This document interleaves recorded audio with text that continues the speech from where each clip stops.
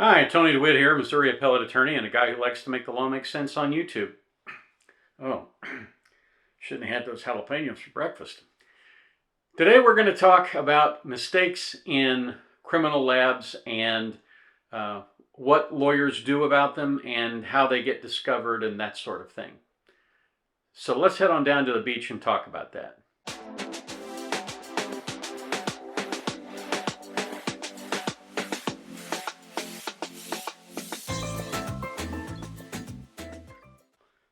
My stomach's really bothering me. I think I'll have some cocaine. Oh yeah, I know it looks like a Tums, but it's not a Tums. It's actually cocaine.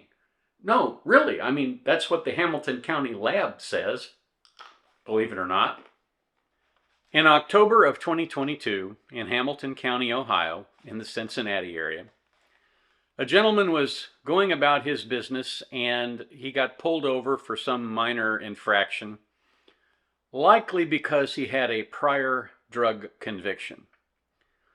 It isn't fair, it isn't right, but when cops see somebody that they know has a drug problem, a lot of times they'll go on ahead and pull him over. And in this case, they pulled him over and they found a baggie in his pants.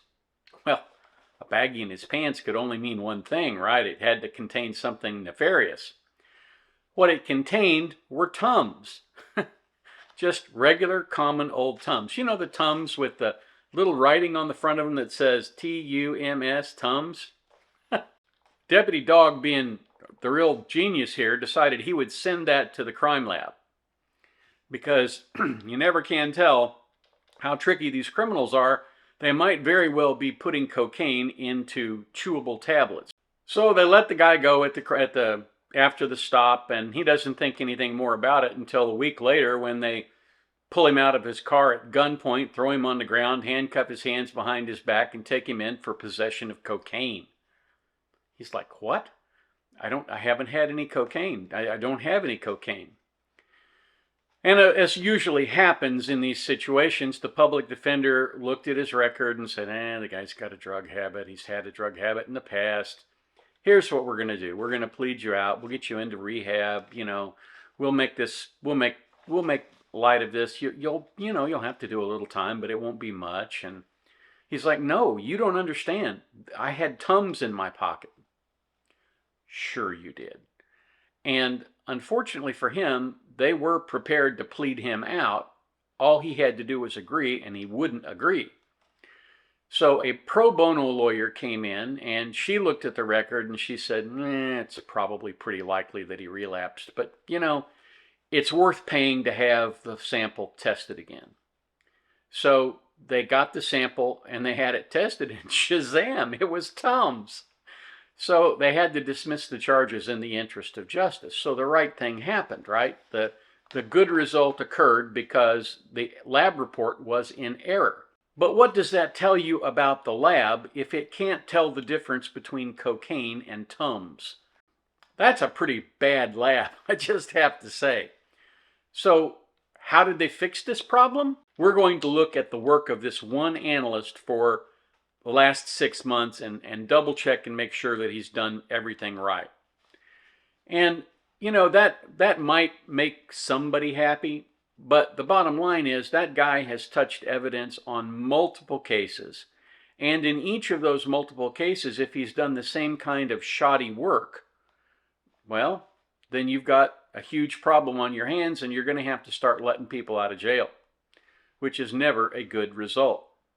Now, you might think, okay, this is a one-off deal, Hamilton County, Ohio. I don't live in Hamilton County, Ohio, so why would I worry about it?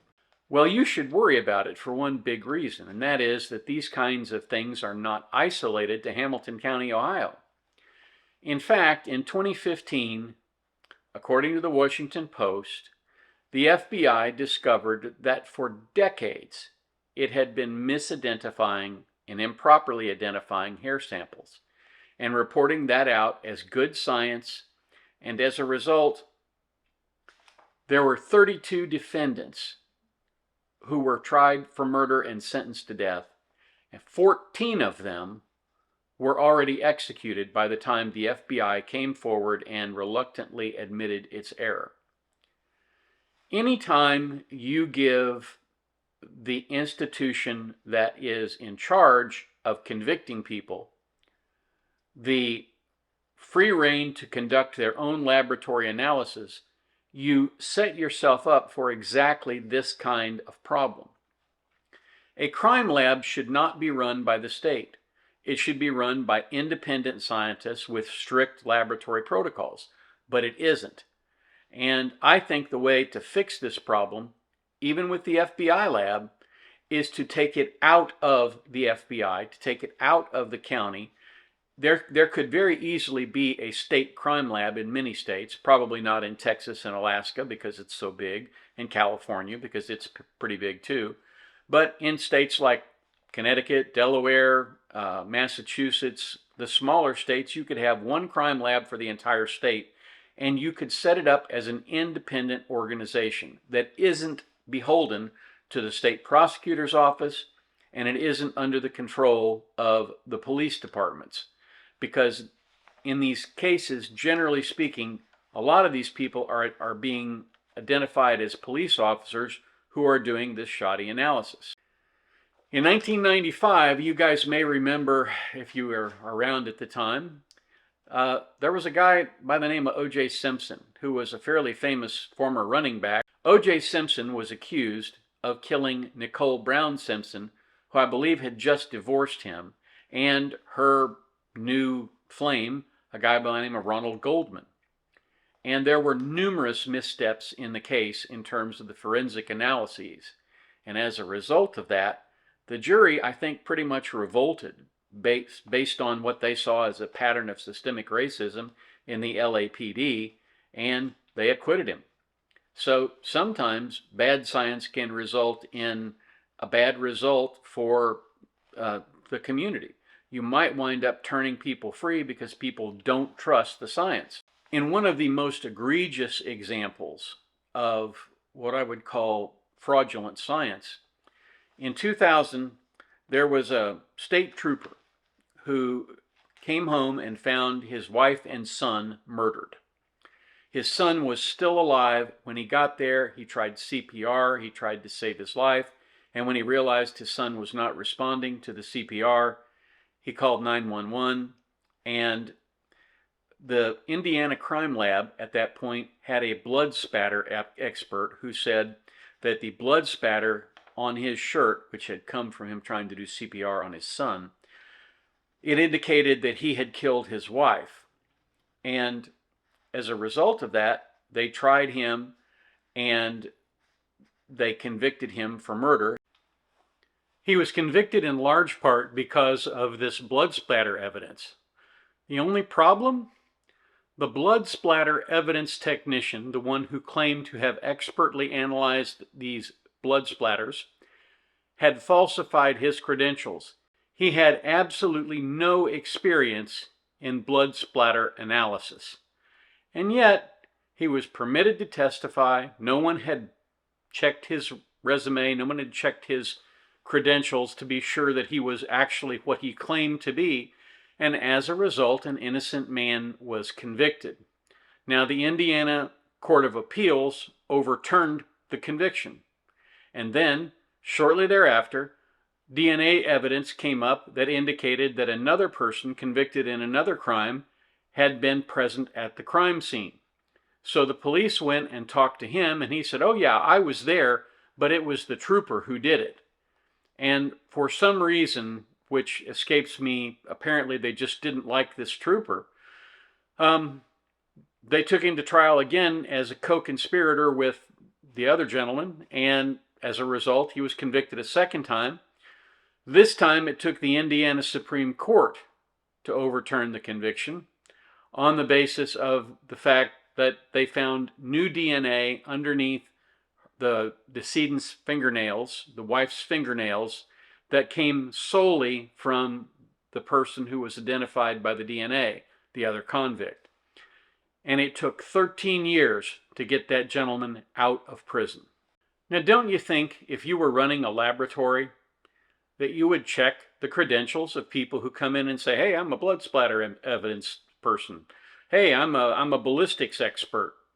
You know, I would think that that would be the first thing you do. You'd check to make sure they actually went to the schools where they said they went to, and that you would do a thorough background search on that individual. How someone could get into a crime lab to do this kind of analysis without being caught, it blows my mind that that could happen. But it happened. And again, this is a giant red flag waving about what's wrong with our criminal justice system and the evidence that's being presented to juries. Now imagine if that could happen to a state trooper, somebody who was sworn to uphold the law. If that could happen to him, how's it not going to happen to somebody like you? It should scare you to death. In May of 2016, the Houston Crime Lab, they had an evidence technician that did really sloppy work, and it involved 65 cases, including 26 homicides, several officer-involved shootings. And they did a review, and basically they said, well, we're going to retrain him. But eventually what happened is the gentleman who was the bad crime scene technician was returned to the patrol division to work as a patrolman instead of continuing to work in the crime lab. Now, that fixes the instant problem. It doesn't fix the problem with all the cases that have gone before. And it also doesn't do anything to assure that the laboratory's processes and protocols are scrupulously being followed in every case. And that's really at the heart of this issue. How do you make sure that the science is really science and not somebody looking at a baggie and saying, yeah, it's got to be cocaine. The guy's got a record, it's got to be cocaine. Somebody goes to the computer, looks the guy up, he's got a record, it must be cocaine. And as a result, they cut off 3 to 4 hours of their work for that day and sit down at the computer and play Minecraft. I don't know that that's what happened, but at any rate, there are certainly a lot of people who are willing to jump to conclusions and not do adequate science. So when something like this happens, what does a good attorney do? Well, the first thing they do is they go back and they look through their cases for the last 5 or 6 years, however long that technician or crime scene analyst has been employed, and they look to see if he's shown up in any of the other cases. Did he handle any of the samples or any of the specimens? And if they did, then they can file a motion to reopen the case and reanalyze the samples, assuming that those samples are still there. And if the samples are not still there, then in most cases they can evaluate whether or not the conviction is a real conviction. Routinely, lawyers should always question laboratory results. And if there is enough sample material left after the crime lab gets done with it, it should be sent to an independent laboratory and analyzed independently. That's in every criminal case, because sometimes there is a need to blame somebody, and sometimes that leads to injustice. In the same manner, you're often told that DNA, well, they've got his DNA at the crime scene. DNA does not always mean everything. In fact, it can mean that he just matches at certain levels the way you would expect people to match. For example, in the Murdaugh case, Alex Murdaugh's DNA and his son's DNA are going to be very close because they are not measuring the actual full DNA profile. They are looking at only certain segments of DNA. And it is possible to have DNA match more than one person just on the basis of random selection. So that's something that I think lawyers need to be aware of and do more to look at. DNA has done a great job of freeing people from prison, but it may also have put a few innocent people in there. And I think just as a matter of course, a good criminal lawyer is going to depose every crime scene technician in situations where anything recovered from the crime scene is deemed to be relevant and admissible at trial. So again, if a lawyer discovers that something has been misplaced or has not been analyzed properly in another case, he goes and finds that information out with respect to his case. Did that same person handle anything in my case? And if he did, he files a motion for a new trial on the basis of corrupted evidence, and sometimes that's effective. What you have to remember is that just because you've got one sample or one type of sample wrong, it doesn't automatically mean that someone is going to be exonerated. Because in addition to hair evidence, there can be blood evidence, there can be DNA evidence, and there can be other factors, eyewitnesses that place somebody at the crime scene, video, as there was in the Murdaugh case. All of these things can be woven into a tapestry of evidence that demonstrates pretty much that, this person is guilty. Now, what you have to remember is, if you pull off one little piece of the tapestry, can you still see what the tapestry is? And generally that's the case. But in some cases where the only physical evidence linking the crime scene to the perpetrator is a hair sample or a blood sample, as it was in Zachariah Anderson's case, you have to be concerned that the crime scene analysts and the crime scene analysis was done properly. Generally speaking, what you're going to have to show is that the jury would not have convicted your client but for the bad science, but for the bad evidence that was admitted.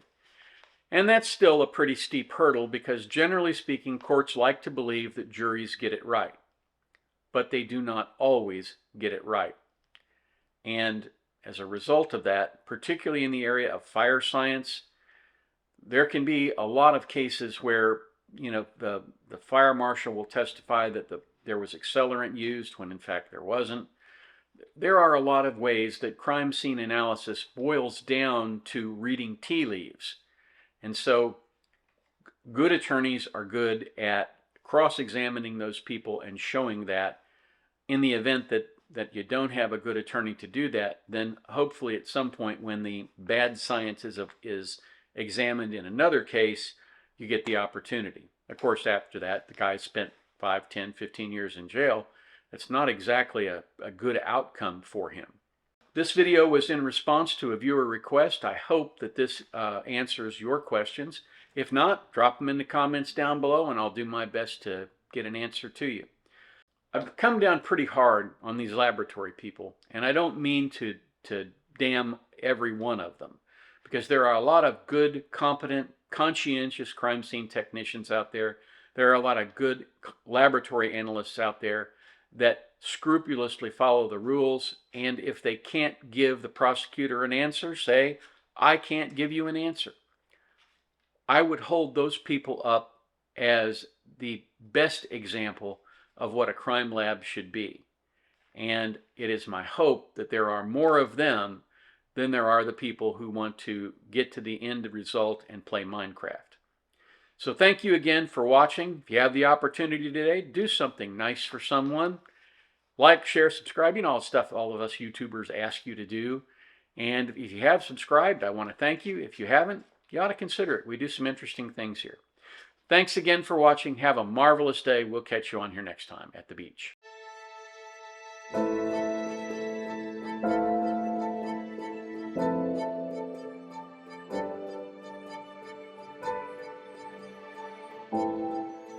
If you like this video, here are a few others you might try, and don't forget to subscribe. Have a terrific day, guys.